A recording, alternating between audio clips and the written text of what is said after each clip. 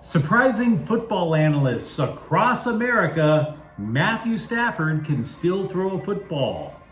Mookie Betts realizes he's kind of sucked this season. And a Lakers assistant thinks Bronny James can join the rotation. Good morning.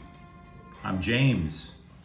And this is your daily dose of sports and snark for the greatest sports city in the world, Los Angeles. This is the faithful Angelenos Morning Report. It is August 10th, 2025. Welcome back to the Half Star Hotel on the outskirts of Portland. We are continuing to spread the gospel of LA sports. We also added a new subscriber to the Angeleno Familia yesterday. Thank you. We're going to do our best to keep you informed. And it's Sunday, the Lord's Day. So if you believe as I do, take a moment and thank Him for the blessings in your life, like LA sports. And if you like being in the know about LA, click the like button. Click the subscribe button. There's a notification bell. Hit that. It'll let you know when we drop an update. Sharing is caring. Let people know we exist. And by all means, comment. Before we go through the news and notes, a look at the scoreboard. Pretty busy day, I must say. Dodgers 9, Toronto 1. Dodgers brought the whipping. Toronto brought the ass. The Dodgers' magic number is 43. In a preseason game over at SoFi, the Rams knocked out Dallas 31-21. Big whoop, it was all reserves. Son Heung-min made his MLS debut for LAFC in a 2-2 tie. Now, he didn't score, he was just a sub, but he drew a penalty that Dennis Bouanga converted into the tying goal. Golden State, wow, they beat the daylights out of the Sparks 72-59, and Angel City tied Slime Diego 1-1. Meanwhile, today, Toronto's at the Dodgers at 1 o'clock. The Chargers will host New Orleans at 1 o'clock. It's also a preseason game. It is Galaxy Game Day. The defending MLS Cup champs will play Seattle at 7. And also, another Seattle team, they're in town to play the Sparks at 5. What do you say we finally get to the news? When I was a young man, when I deluded myself into thinking I had a future, and I really wanted to show, I was a young scribe, I really wanted to show that I belonged in an NFL press box. And my editors were like, no, you're not. But nobody else wants to cover preseason football, so we'll send you to that.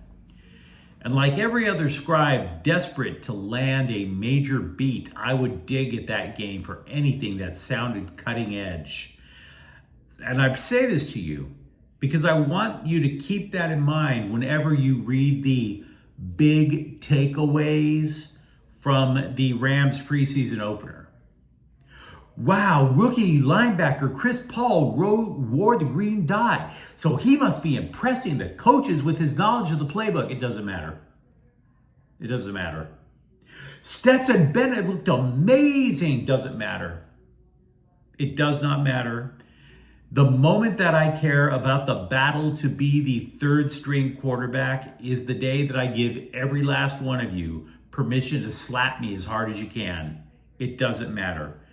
The only Rams news from yesterday that matters is this. Before the game, for all we know, it didn't even happen in the SoFi Stadium field. It may have happened on a beach. But Matthew Stafford threw 68 passes. No limits were placed on him. Short passes, intermediate routes, deep balls, all of which no pain. All of which is like completely catching the national media off guard because they thought Matthew Stafford was going to need a walker, a wheelchair, neurostimulators. Maybe he'd be tooling around like Stephen Hawking before we knew it. But Sean McVay is like, Stafford looked awesome, and he's looking forward to seeing his quarterback at practice on Monday. So, just like the people tried to get us to panic about his contract, just like those same people tried to get us to panic about his back, just like the people were all telling us Stetson Bennett's time is now,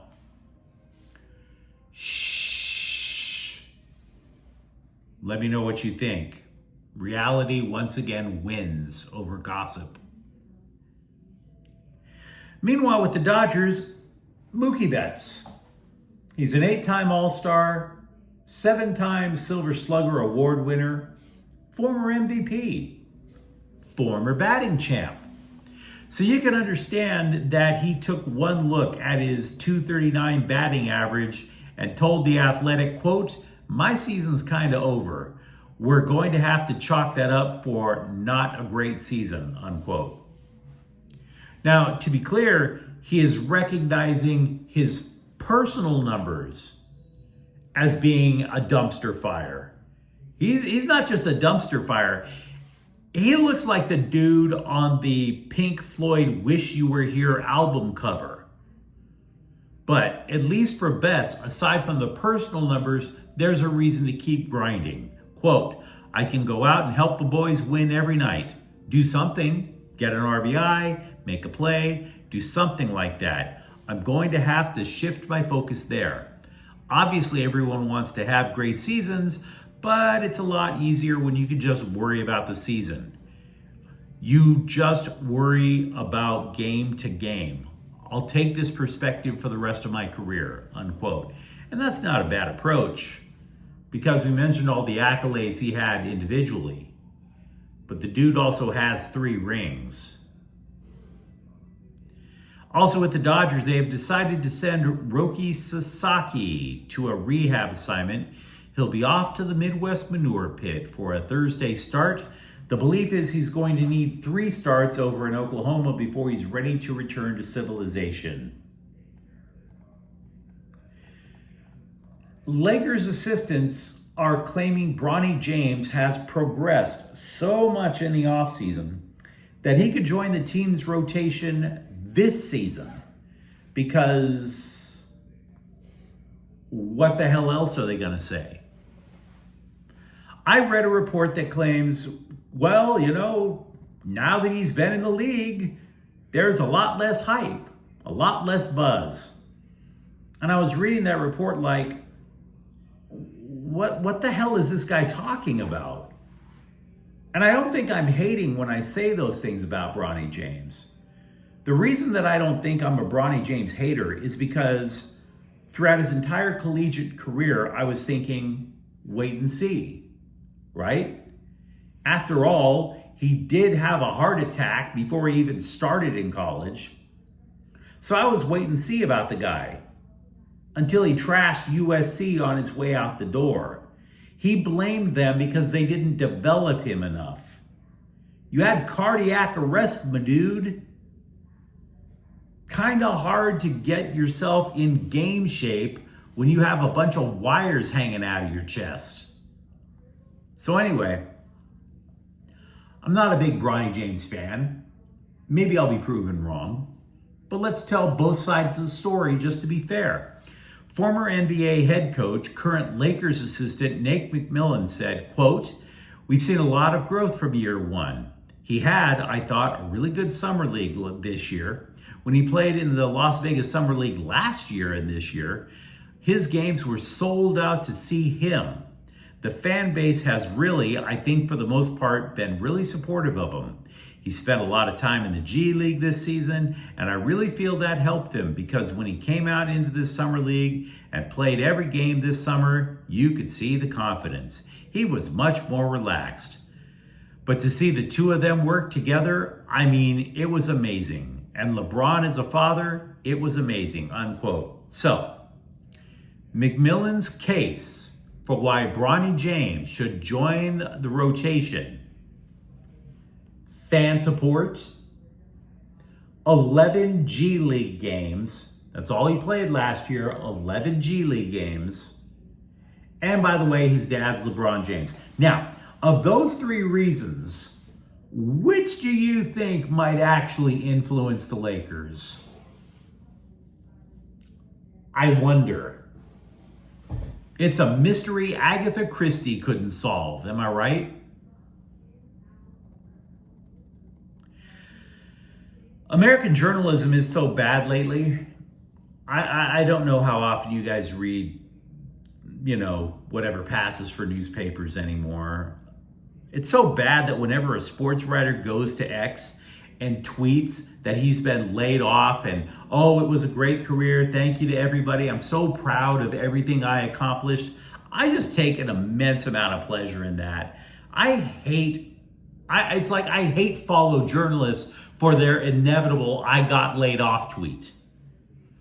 And I want to give you an example of why American journalism has sunk that low.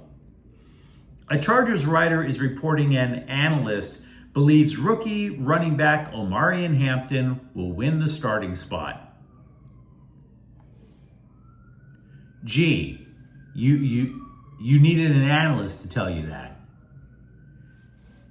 That wouldn't have anything to do with his competition being blind, would it? That wouldn't be the fact that the guy that Najee Harris is basically going around with a dog and a walking stick after July 4th's accident, right? Let me tell you something. I don't care how strong of a running back you are. I don't care how many defenders you bowl over. Even Earl Campbell had to first see a hole in order to gain yards. And besides that, despite what other mouth breathers online were writing yesterday, they were writing that the Chargers found Rashawn Slater's replacement. No, they didn't. Slater was ranked by Pro Football Focus as the second best tackle in pro football. Don't insult our intelligence by claiming that David Sharp, a guy who was on the practice squad for Houston and the Jets last year, that he's the answer. Even the Chargers don't think David Sharp is the answer. They wanted a depth piece because they were moving Trey Pipkins to right tackle. That's all it was. There is no answer. It's just going to be painful not to have Rashawn Slater out there. There's nothing wrong with embracing reality other than it doesn't get you a few clicks. A mere 3 days after the LA Times published a lengthy feature on how Oklahoma transfer safety Key Lawrence, oh man, this guy was just dominating practice over at UCLA. He was marking his territory like a wolf. It was just so dominant. Well, the dude injured his right leg and had to be helped off the practice field. Now, we don't know the extent of the injury. We'll probably find out in the next 24 hours. But yeah, this could be a thing. One of the big additions to try to rebuild UCLA's defense on the fly is kind of gimping around a bit.